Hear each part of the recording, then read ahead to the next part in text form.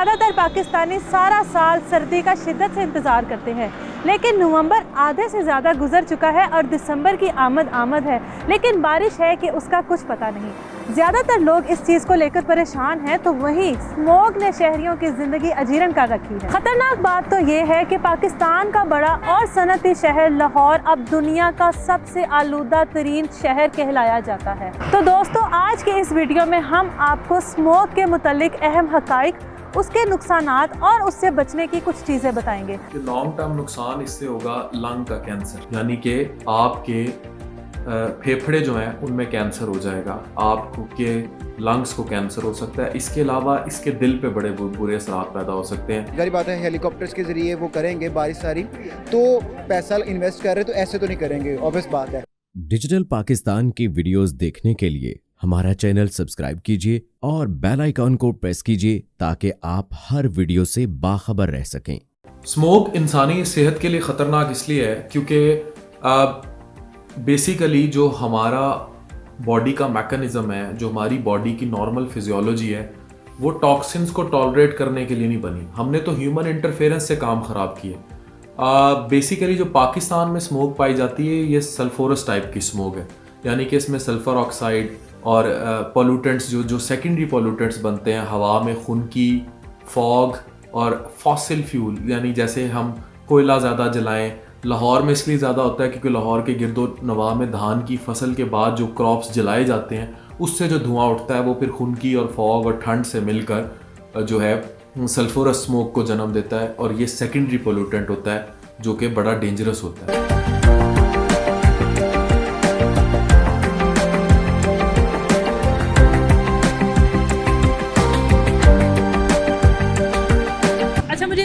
Smog जिस हद तक लाहौर जो सबसे आलूदा तरीन शहर है, हुकूमत मसनूई बारिश करने जा रही है, तो क्या आपको लगता है कि इससे इस शहर के तमाम मसले हल हो जाएंगे? नहीं मैम, मुझे नहीं लगता। अब तक कोई मसला हल तो हुआ नहीं, तो अब ये वाला मसला कौन सा हल होगा? मसनूई बारिश से क्या स्मॉग कम हो सकती है? मैम देखें, पिछली बार भी यही मामला थे, ठीक है। ये तो सिर्फ अल्लाह पाक का है कि अल्लाह पाक ही बारिश कर दे, बाकी इंसान के बस में कोई भी नहीं है। लेकिन ये है कि इस आलूदगी की वजह से काफ़ी बीमार लोग हो रहे हैं। कुछ मामला ऐसे हैं आपके सामने ही है कि हॉस्पिटलों में क्या रश है, ठीक है। आप लोकल भी जहाँ भी चले जाएं वो पहले लाइन में लगना पड़ता है। प्राइवेट भी चले जाएं, ये नहीं है कि प्राइवेट पैसे नहीं लेते, प्राइवेट भी चले जाए वहाँ भी पैसे लेते हैं, लेकिन ये चीज़ है कि रश लगे हों। जो बंदा 2 घंटे 3 घंटे जाके बैठेगा उसकी वैसी हालत हॉस्पिटल में जाके ख़राब हो जाएगी। आपको लगता है कि ये मनसूबा जो बारिश वाला है ये एक नाकाम मनसूबा है, नहीं होना चाहिए? इससे फ़र्क पड़ेगा, लेकिन मैम तकरीबन 30% 30%, यानी कि फुल जब तक मामला नहीं हल होंगे हॉस्पिटलों के, बारिश अगर हो भी जाती है, ये अगर नहीं हल होता फिर भी आलूदगी रहती है, धुंध पड़ती है, तो फिर इसका क्या हल है? आपकी ज़िंदगी पे स्मोक ने कोई असर किया? गला ख़राब है, 2-3 दिन से मेरी बेटी बहुत ज़्यादा बीमार थी, लेकिन अब 2-3 दिन से काफ़ी बेहतर है। वो भी ये है कि कोई हॉस्पिटल में नहीं, घर में उसका वो मेडिसिन दे रहे हैं। 2-3 बार ये भी हैं, उन्होंने 2-3 घंटे बैठा के दवाई दे दी, उससे कोई फ़र्क नहीं पड़ता। देखिए, नॉर्मल नज़ला खांसी जो होता है ना, जिसे हम कोल्ड फ्लू कहते हैं, उसमें तो आँखों की इरिटेशन बहुत ज़्यादा नहीं होती, और उसको आप इन्वायरमेंटल पोल्यूटेंट से भी लिंक कर सकते हैं कि इन्वायरमेंटली चीज़ें कैसे चल रही हैं आपके गिर्द। अगर आँखों में इरिटेशन हो रही है शदीद, आप मोटरसाइकिल चलाते हैं या आप बाहर बहुत ज़्यादा मूव अबाउट करते हैं, आपकी आंखों में इरिटेशन है, इसमें ड्राई कफ, बड़ी बुरी किस्म की खांसी शुरू हो गई है, और उस खांसी के बाद थिक म्यूकस भी पैदा होना शुरू हो गया है, तो ये तो बड़ी क्लियर बलगम पैदा होनी गंदी शुरू हो गई है। ये तो अलामात है स्मोक की।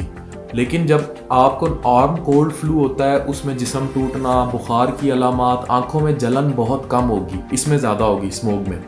और उसके अलावा बुखार उसमें अमूमन कोल्ड फ्लो में चढ़ता है, इसमें बुखार की अलामात नहीं होती, स्मोक में कम होती हैं, उसमें बहुत ज़्यादा होती हैं। उसके अलावा ये कि इसमें जो है जिस्म टूटने की अलामात स्मोक में नहीं होती। कोल्ड फ्लू में जिस्म टूटता है, बुखार हो जाता है और ना ख़त्म होने वाली खांसी चलती रहती है, और वो 6 या 7 दिन के दौरानिए के बाद ख़त्म हो जाती है, जो आम कोल्ड फ्लू या नज़ला खांसी ज़ुकाम होता है। जबकि जो स्मोक है वो तब तक अफेक्ट करती रहेगी जब तक पोल्यूटेंट्स जो हैं आपको अफेक्ट करते रहेंगे, आपके एनवायरनमेंट में फॉग प्लस स्मोक मिलता रहेगा, और ये सल्फोरस ऑक्साइड और ये sulphurous gases primary pollutant secondary pollutants में कन्वर्ट होते रहेंगे और आपको नुकसान पहुंचाते रहेंगे।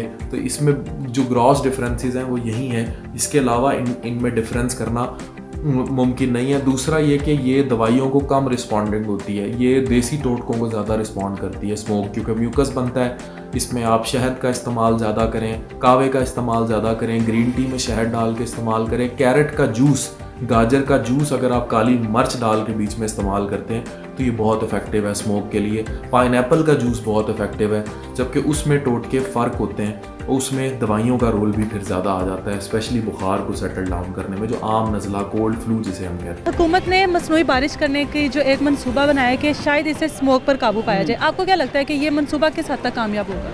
देखिए, जो भी चीज़ हुकूमत लॉन्च करती है तो ज़ाहिर बात है मिनिस्ट्रीज़ भी मौजूद हैं, उसके पीछे पूरे पूरे डिपार्टमेंट मौजूद हैं, तो पूरी जितनी भी उनकी वर्किंग होती है बैक एंड पे करके फिर ही वो कोई मनसूबा ऐसा लॉन्च करते हैं, क्योंकि इतने पैसे अगर वो लगा रहे हैं और अगर ज़ाहिर बात है हेलीकॉप्टर्स के ज़रिए वो करेंगे बारिश सारी, तो पैसा इन्वेस्ट कर रहे तो ऐसे तो नहीं करेंगे, ऑब्वियस बात है। तो कोई उनके पीछे उनकी कोई एक्सपेरिमेंट होगा जिसके बाद वो कर रहे हैं, तो मुझे लगता है कि इस पर काबू पा लेंगे, क्योंकि जैसे अब कोरोना का देखें कि इस गवर्नमेंट ने कोरोना को बड़े अच्छे तरीके से काबू पाया है कि हमारी इकोनॉमी भी बहुत हद तक स्टेबल रही है।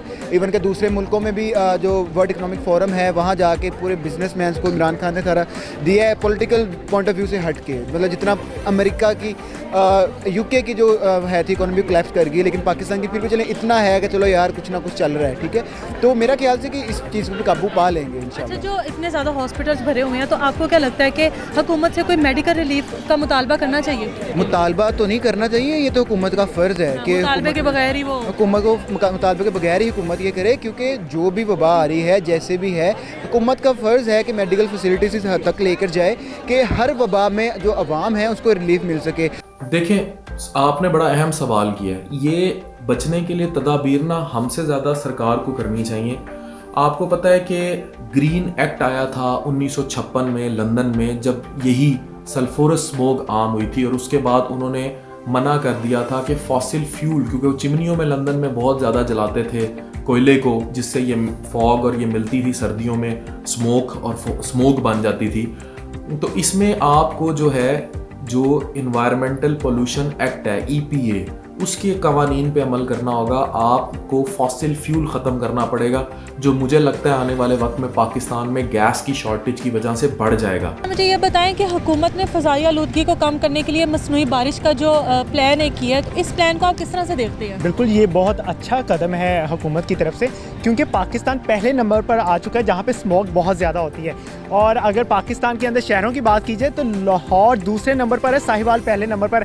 लाहौरिये जब सुबह सुबह जॉब्स के लिए जाते हैं तो बहुत ज़्यादा मुश्किलात का सामना होता है, बच्चे जाते हैं, बहुत सी बीमारियां इससे फैल रही हैं, तो एक बहुत अच्छा इकदाम उठाया हुकूमत ने। आपकी ज़िंदगी पे स्मोक का कोई असर हुआ? बिल्कुल, मैं परसों की बात है, मैं बाइक पे जा रहा था तो मेरी आंखों में अचानक से दर्द होना शुरू होगी, तो पानी निकलना शुरू हो गया, तो मैंने डॉक्टर को चेक करवाया तो उन्होंने कहा ये स्मोक की वजह से हो रहा है। ये मसनूई बारिश का जो मनसूबा ये शुरू कर रही है हुकूमत, आपको क्या लगता है अगर उससे लाहौर को रिलीफ मिलता है तो क्या पाकिस्तान के दूसरे शहरों में भी ये मनसूबा होना चाहिए दोबारा? बिल्कुल होना चाहिए। ये हुकूमत को पहले ही तैयारी पकड़ लेनी चाहिए थी स्मोक आने से पहले।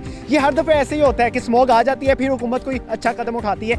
अगर पहले ये अच्छा कदम उठा लिया करे तो इतनी मुश्किलात का सामना ना ही करना पड़े शहरियों को। देखिए, वो अफराद जो चश्मा भी नहीं लगा सकते और हेलमेट का इस्तेमाल भी तर्क करते हैं, उनको फिर मोटरसाइकिल, बाइक या आम ट्रैवलिंग पे जिस पे स्मोक से एक्सपोजर है वो नहीं करनी चाहिए। अगर करनी है तो कपड़ा लपेट के करें मुंह पर, अपनी आँखों को जाने से पहले धोएं, जगह पर पहुंचकर धोएं, फिर वापस आएँ फिर धोएं, गार्गल्स करें, नमक शहद मिला के पानी में गरारे करें, अच्छी तरह मुंह बार बार धोएं, यही बचाव मुमकिन है। लेकिन असल बचाव उनका यही है कि वो स्मोक से एक्सपोजर प्रिवेंट करें, और वो प्रिवेंट इसी तरह कर सकते हैं कि वो किसी सूरत भी एक्सपोज ना हो, और एक्सपोज वो उसी सूरत नहीं होंगे अगर वो बस, कार इससे ट्रैवल करेंगे, बाइक का इस्तेमाल कम करेंगे तभी। वरना देखें, चश्मा, हेलमेट, मास्क, ये वो चीज़ें हैं जो स्मोक से बचाने के लिए ज़रूरी हैं। अदरवाइज़ आपकी आइज़ में इरिटेशन होगी, प्रॉब्लम्स होंगे, तो उन लोगों के लिए तो यही हदायत है। देखिए, एक नॉर्मल मास्क जो है वो स्मोक से प्रोटेक्ट एज सच नहीं कर सकता। इसमें होते हैं माइक्रो एलिमेंट्स, यानी कि प्राइमरी पोल्यूटेंट्स। ये प्राइमरी पोल्यूटेंट्स जब रिएक्शन करते हैं तो they become secondary pollutants which are dangerous.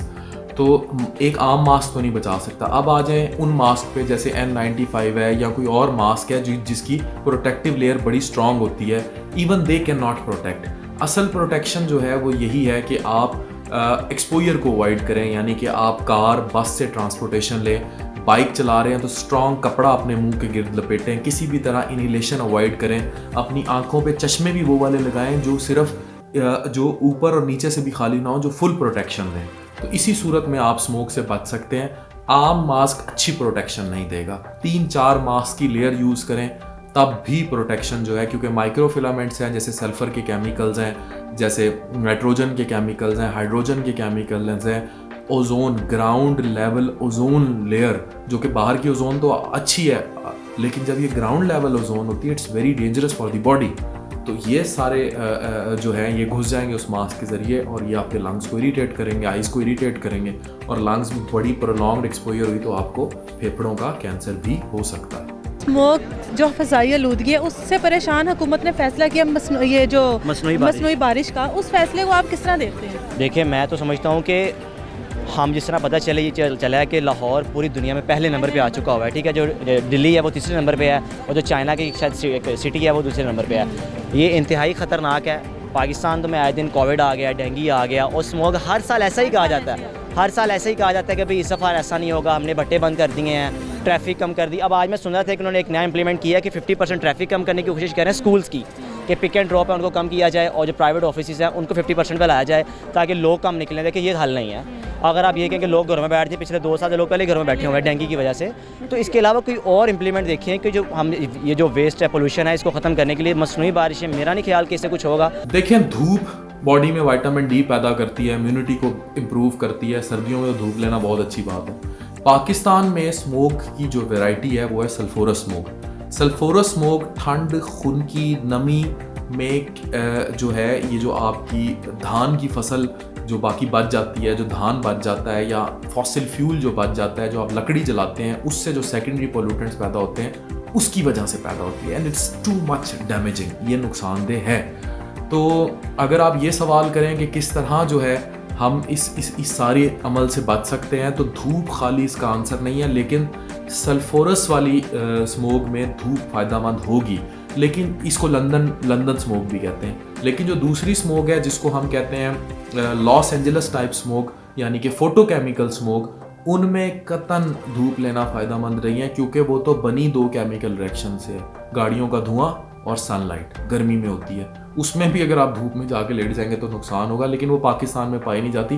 Pakistan में जो स्मोक पाई जाती है उसमें धूप फ़ायदेमंद हो सकती है, लेकिन ज़्यादा फ़ायदेमंद यही है कि आप कम से कम बाहर का एक्सपोजर करें, आँखों को बचाएं, आँखों को धोएं, गार्गल्स करें, हनी का इस्तेमाल ज़्यादा करें, अपनी इम्यूनिटी को बूस्ट करें, और जितना हो सकता है अपने आप को कवर कर चलें, और कम से कम जो है लकड़ियाँ जलाएं, फॉसिल फ्यूल का इस्तेमाल कम करें, जो कि पाकिस्तान में बढ़ेगा, मैं बता चुका हूँ आने वाले वक्त में, और पोल्यूटेंट्स को कम करें, एनवायरमेंटल पोल्यूशन को कम करें, और सबसे ज़्यादा नबी पाक सल्लल्लाहु अलैहि वसल्लम की हदीस पर अमल करें कि शहरों को जो है हमने वुसअत इस तरह नहीं देनी, हमने नए शहर आबाद करने हैं, शहरों को वुसअत मत दो, नए शहर आबाद करो। थिकली पॉपुलेटेड शहर जो हैं ये नुकसानदेह होते हैं इंसानी सेहत के लिए। नए शहर, नई आबादियाँ नई जिद्दतें लेकर आती हैं, they are good for human health. Long term नुकसान जो है वो बड़ा प्रेवलेंट है कि लॉन्ग टर्म नुकसान इससे होगा लंग का कैंसर, यानी कि आपके फेफड़े जो हैं उनमें कैंसर हो जाएगा, आपको के लंग्स को कैंसर हो सकता है। इसके अलावा इसके दिल पे बड़े बुरे असरात पैदा हो सकते हैं। ये पोल्यूटेंट्स जब आपकी बॉडी में शामिल होते हैं तो it can damage your heart too. उसके अलावा लॉन्ग टर्म एक्सपोजर से आपकी आंखें बुरी तरह डैमेज होती हैं, तो इसके ऑब्वियसली बड़े बुरे नुकसानात हैं बॉडी पे, स्पेशली हामला ख़वातीन में इसके लॉन्ग टर्म बड़े दूर असरात रहते हैं। अगर लंबी प्रेगनेंसी हो और आप शुरू से फॉग पे एक्सपोज रहे खातून, तो या तो हमल ज़ाया हो जाएगा या बच्चा जो है वो अपाहज पैदा होगा। तो वो मैं बता चुका हूँ, ये बड़े शदीद किस्म के, स्पेशली जो लॉन्ग टर्म डैमेज बहुत बुरा है वो आपके लंग्स का यानी फेफड़ों का सरतान है, कैंसर है, जो कि एक ख़तरनाक कैंसर में आता है। दोस्तों, स्मोक के नुकसानात को संजीदगी से लीजिए। ये ना सिर्फ इंसानों बल्कि हमारे माहौल पर भी बुरे तरीके से असरअंदाज होती है। इसकी वजह से पौधों के सेल्स और उनकी अफजाइश पर मनफी असर पड़ता है और कार्बन डाइऑक्साइड की शरह में कमी आती है। और फिर हम कितने भी बिलियन ट्रीज मंसूबे शुरू कर लें, आने वाले कल में वो हमें प्रोटेक्ट नहीं कर सकते। इसलिए आलूदगी ख़त्म करने में हुकूमत का साथ दें और अपने माहौल को साफ करने में अपना किरदार अदा करें।